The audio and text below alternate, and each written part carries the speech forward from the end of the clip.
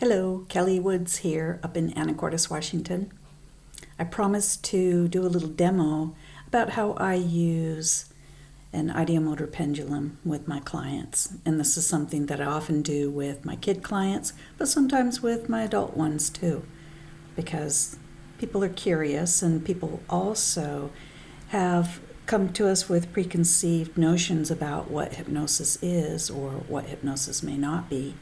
And this is one way for me to indirectly bust through any kind of limiting ideas that they might have. So at some point in my pre-talk, I take this out. And it usually gets a big smile and a laugh, a giggle. Rarely has anyone been afraid of it. In fact, I can't even remember anyone that has been afraid of it. And I tell them, well, sometimes kids will say, "Are you going to hypnotize me with that?" And I said, well, we can do that in a little bit if you want. I love when they have that kind of expectation. Usually they just kind of look very intrigued. And I say, I'm showing this to you because I want to explain something to you about how powerful your mind is. And specifically how powerful your own thoughts are. And I might utilize something that they've come to me for. Maybe they've got anxiety about speaking in class, or I just recently worked with a young man who has developed incontinence on his way to school.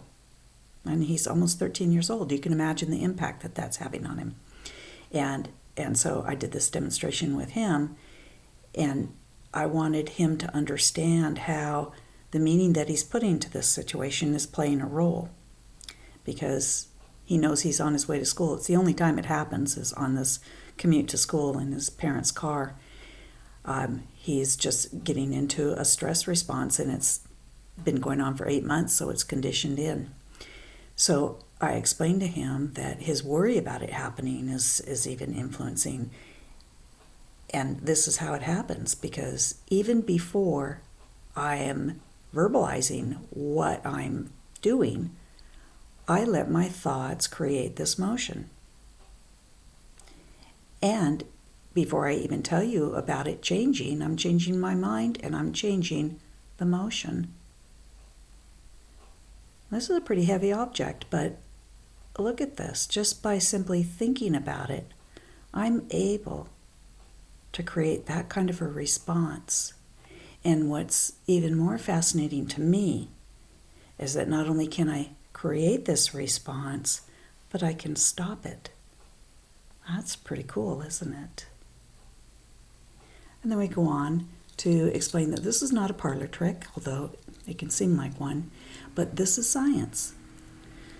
My mind is telling my brain to send tiny little muscular contractions down my arm into my fingertips that affects this pretty heavy pocket watch. And of course, people are pretty intrigued by this. They're fascinated by this. And I even have some information that I can share. There's a great paper written by a PhD all about ideomotor response. And if you want, I'll share it with you too. Just give me a message and I'll send it on over. But that's just one of the ways that I use my ideomotor pendulum.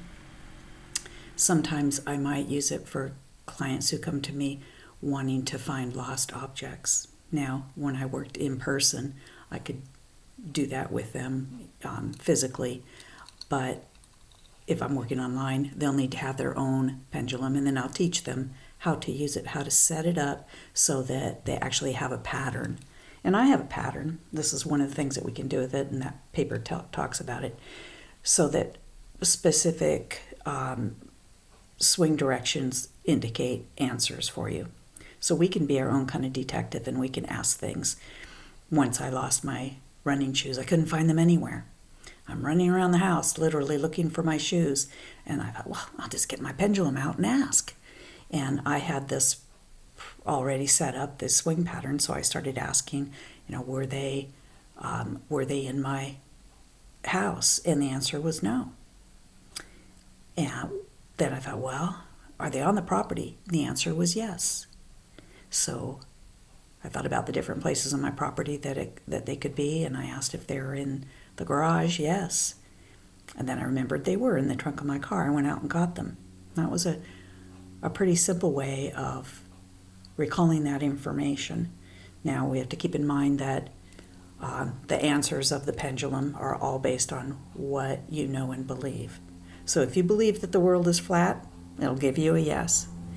And it's pretty easy to set up the swing patterns. When I do workshops, I do teen workshops on building their own pendulum. I usually have just different materials, and then I teach them how to use it. We set up 4 directions of answers. One would be yes. This is my yes. It has been the same for a good 15 years. And then a no. This is my no. It'd be different for everybody, or yours might be just like mine too. This is a I don't know. Don't know. Maybe I'm not the one that put my tennis shoes somewhere, right?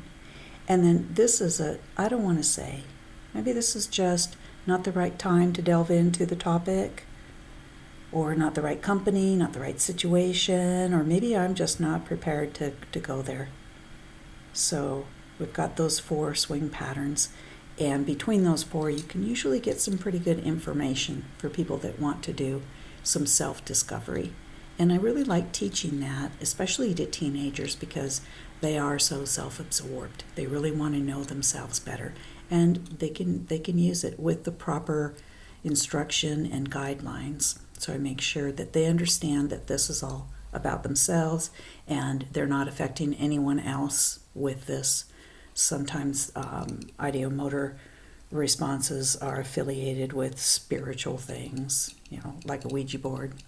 And I like to distinguish it from that. I lean into the science part of it. One of the other ways that I will use this is if I have given a lesson in bilateral stimulation, where we hold an object and move it from side to side to balance the brain activity. Really good for people that are in hot states of anxiety or other stressful states where they don't need to be feeling those things. And after I've given that instruction, then I'll bring out the pocket watch. And at some point I might say, I wonder if maybe that's why those old-fashioned hypnotists had somebody just watch the watch. And they started getting lulled into that very calm, daydreamy state. So sometimes that can ease some of the unhelpful myths about hypnosis and explain that there's a purpose to everything that we do. And those are just a couple of the ways that I use Ideomotor Pendulum. And there's many different applications to it. The ideomotor tool itself has been around for many, many centuries. I think it was first developed to help detect earthquakes in China. That's one of the earliest usages of it. So it's kind of fascinating history. And of course, I've got the beginnings of a book about it. It's been there in my laptop for some time. I'll get to it one of these days. But if you have any other questions about utilizing a pendulum, let me know. And every self-respecting hypnotist has to have at least one of them. This one I got in London. There's Big Ben on there, the clock. So I wonder what yours looks like. Share it with us. Bye for now.